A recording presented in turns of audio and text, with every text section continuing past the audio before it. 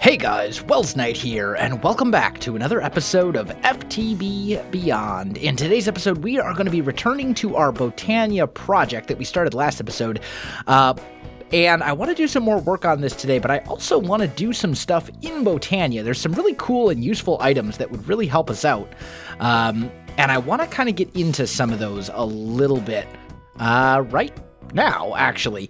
So, I've decided I had my terra steel thingy over here. I really don't think that's a good location for it, so we're going to move it.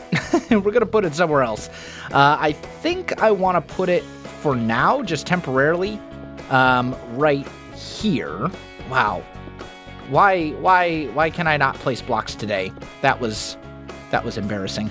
We're going to put it right here, temporarily, okay? And we'll take one of these elven mana spreaders and bind you to this. And that should work just fine. I'm also going to need my runic altar today. So let's put you, for now, right here, I guess. It doesn't really matter. And we'll bind you to the altar. Okay, so that should work. Now, our cake production and our Kekimiris flowers are rocking it. Like, we have filled 4 mana pools without using any mana tablets in maybe the last 45 minutes. It's awesome. Super good mana production. However, I'm going to need a little bit of terra steel, and that's going to use an entire mana pool by itself. So, that's a thing. Anyway, let's see if we can get some stuff done here. So, first and foremost, let's look at mana. Ooh, I'm actually running really low on mana steel. Okay, let's grab some iron ingots. I'll just grab a stack. Let's make sure that my magnet is off. And let's just toss all of those into this mana pool. That's gonna use up a fair amount of mana, but that's okay. That'll get us plenty of these guys. So we're set there for a while. Now, I also need to make myself a magnetizing lens? No, I think it's just the mana lens.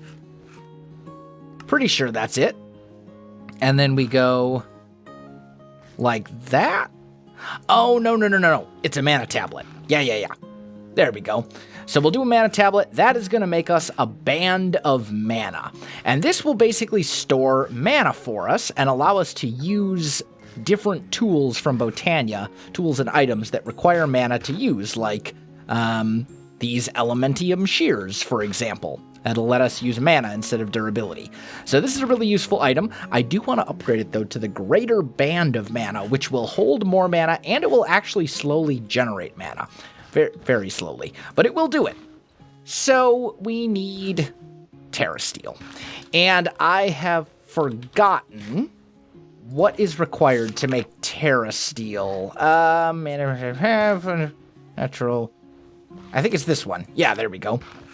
So it was, yep, I got that. Mana pearl, mana steel ingot, mana diamond. Got it.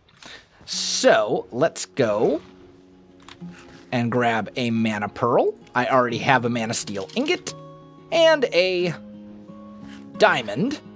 And let's just toss you into here. And then over here, we're going to toss 1, 2, 3 onto that plate. And that will slowly turn into terra steel. It's going to drain, I think it's either an entire mana pool or half a mana pool for that to do its thing. But that's okay. It's not like we're running low on mana production. Plus, my cake is running out. Why is cake running out? I think I have it set to this recipe. Oh, I'm like out of wheat. Okay, that was unexpected. I didn't think I would be out of wheat. All right, let's do this. Let's get a fair amount of wheat here. We've got some that we can harvest, and we'll toss that into the system, and hopefully that will allow us to make more cake. I have a whole wheat field. I figured I'd have plenty, but apparently not. Toss you in there. Okay. Now are we getting cake back? Yeah, now we're getting cake back. Okay. Ooh, that's a little disconcerting that this is not keeping up. We may need to do some upgrades to that farm so that I can make all the cake that I need. I thought that farm would be enough. Maybe we'll have to do some lily pads of growth or something like that. There are different things we can do to kind of speed that farm up. So we may have to take advantage of those at some point. But anyway, we should be fine for now. I do have quite a bit of mana in reserve, so even if I run out of cake right now, it's not going to be the end of the world. But this is still doing its thing. It's going to take a little bit. That's perfectly fine. While we're waiting on that, what I want to make is the Rod of the Shifting Crust. And this will basically allow you to replace blocks with other blocks. So, say for example, I want to turn, I don't know, all of this stone into andesite. I can do that very quickly with the Rod of the Shifting Crust. So it's a great builder's tool. But there's a couple things I need for it. So I'm going to need a Rune of Sloth. A Rune of Sloth requires 2 mana diamonds, a Rune of Air, and a Rune of Autumn. And a Rune of Autumn requires a Rune of Air and a Rune of Fire. So let's start with making the Rune of Air. I need a string. I need a carpet. And I need a feather. There we go. And then we also need mana powder and I believe a mana steel ingot. And I think that is pretty much it. There. You. And you. Yeah, there we go. So that's doing its thing. And then we're gonna need some living rock over here. Still doing the Terra Steel thing real slow. It's such a slow process for Terra Steel. Unless I'm doing something wrong. Is it really just taking that long, or?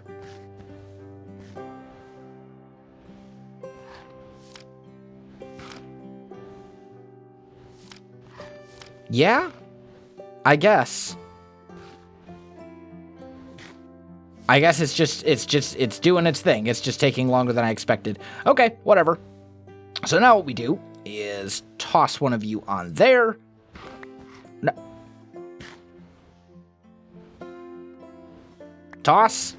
There we go. Got our Runes of Air. So now, if we look at the Rune of Autumn, I need air, fire, a spider eye, and some leaves.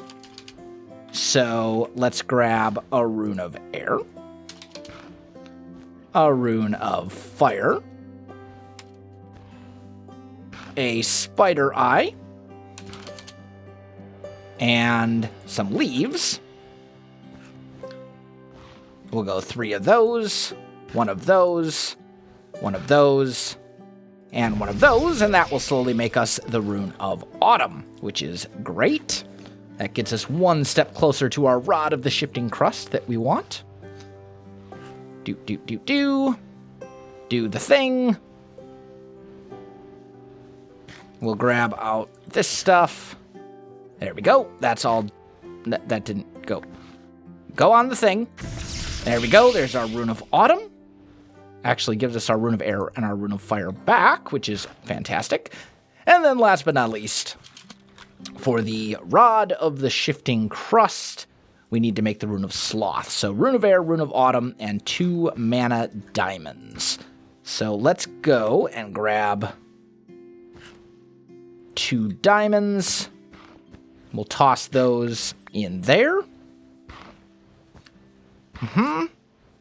One of you.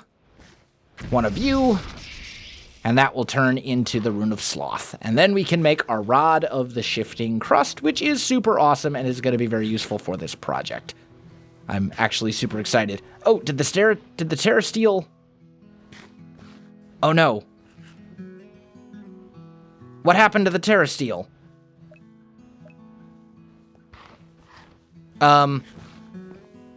Did it despawn? Did the stuff that was on there despawn? Where is my terra steel ingot?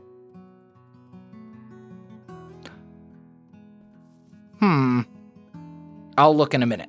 I'll see if I can figure that out. I'm not sure why I don't have terra steel at the moment, but whatever. We'll figure that out momentarily. So then I need 2 of these guys. I didn't need 3. I needed 2, but oh well. We need stone. We go like that, and there we go. There is our Rod of the Shifting Crust. And this thing is pretty cool. So you can shift right-click a block, right? If I want to do stone, we can shift right-click a block. I think it requires mana. Let's find out, does it? I have I don't have any mana on me at the moment. This thing is empty. So if I go here, yeah, okay. So it does require mana. That's what I thought. I want to know why my terra steel thingy didn't work, though. It should have. Especially since it was being blasted at by an elven mana spreader. Like, that should have worked very well. This thing does mana fairly quickly. So, I don't know. Very strange. Okay, let's do this.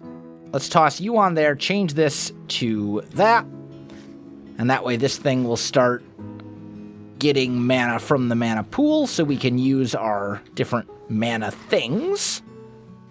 I already made an Elementium shears. It's just 2 Elementium ingots, just like you would expect. I don't need any of this stuff anymore, so we can put it all away. And are you still draining, or are you full now? You are now full. Good. Okay. And then we'll go back like that. And then this can go in a bauble slot. So this thing's pretty cool. It lets you do some really nifty stuff. Having mana. So, like this Elementium shears, for example, I can come over here. I can right-click, or maybe it's shift right-click.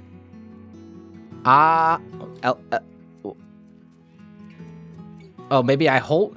Oh, so I hold right-click, and it will shear all the things. It will shear all the sheep a little bit at a time. I see. So you have to hold it down. But still, that's pretty cool. And look at that. We just sheared all the sheep, and we just have to hold this. And it uses a very small amount of mana to do that. Now, the question is, does it work on leaves? If I hold right-click... No, it only works on sheep. But if I want to get some leaves, you can see it's using mana to repair itself instead of durability. So as long as I keep my rings supplied with mana, I essentially have an unbreakable shears, which is great and very useful because shears, when you're using them to gather leaves, you go through shears so quickly. Like, they just disappear before you know it. And we're definitely going to want leaves for our Botania room cave thing project. So this is very good. Okay, there we go. Now, let's try out the Rod of the Shifting Crust. I've never used it before, so I don't know exactly how it works, but I think it'll be pretty cool. Let's grab some stone. Let's set it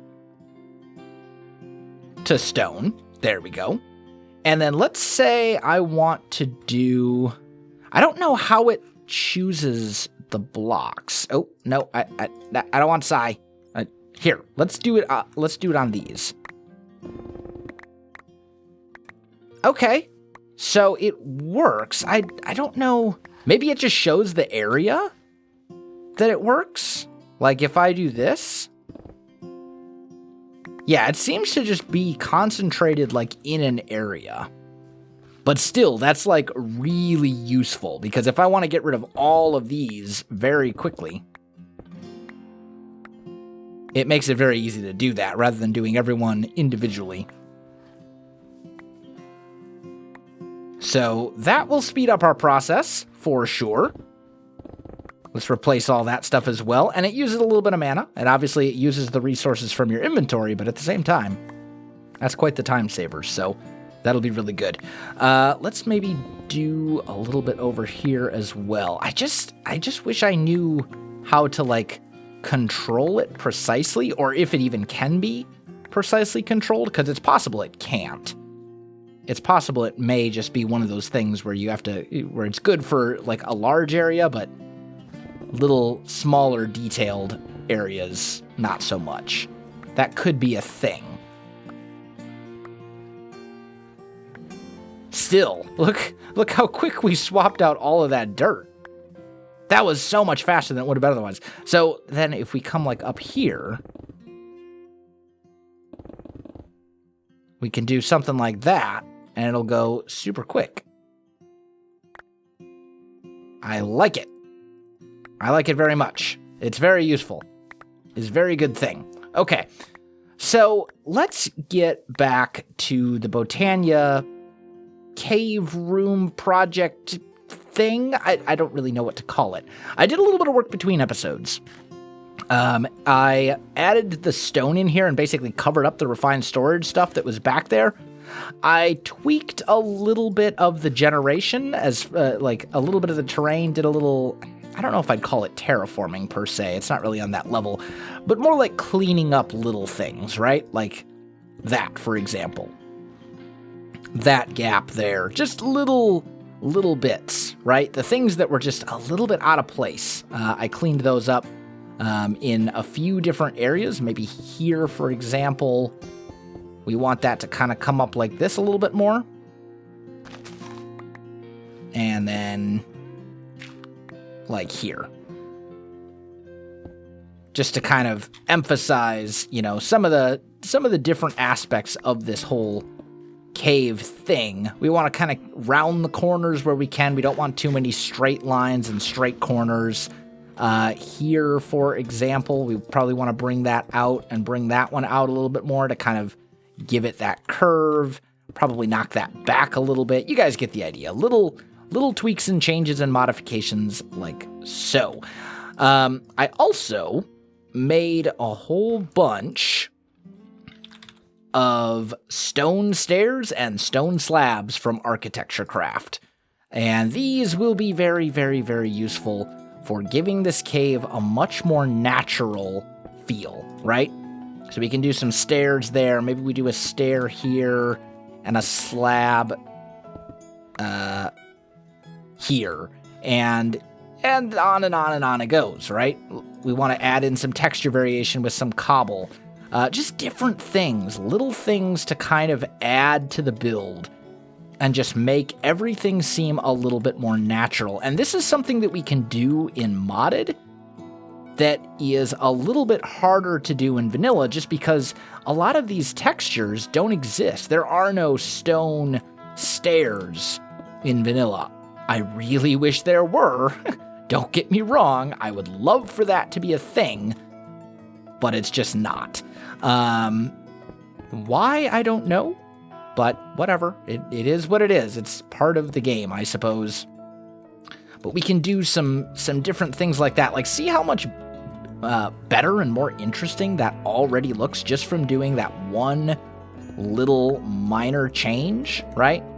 Just little bits. It just really kind of brings it together and helps break up those straight lines that are so detrimental to having your builds look natural. Because as I said, I think I said it last episode, and maybe I said it this episode as well, there are really no straight lines in nature. It's all, curves of varying degrees. So when you're trying to make a build look organic and natural, you want to try and avoid straight lines as much as possible because they're just going to end up looking really out of place. So, yeah, that's a thing. That's coming together. This, I think, needs to go. Let's grab some regular stone here. Maybe do something like that. And we need to get a bunch of texture variation in. We're going to have to get some leaves and stuff in. And I kind of want some structure in here as well. I think it'd be cool if we had like some kind of elven-esque structures in place. Maybe like a gateway of some sort, or like an arch. We could do maybe like a marble arch. That could be kind of cool. I don't know. We'll have to think about some things. I can't sleep on air. Try again. There we go. Let's do a little bit of the texture variation stuff together. I'm not going to do all of it, but I want to do a little bit of it together. So let's grab some andesite and some cobble. And I'm just going to put the andesite in my offhand, and we'll just do this, basically, right?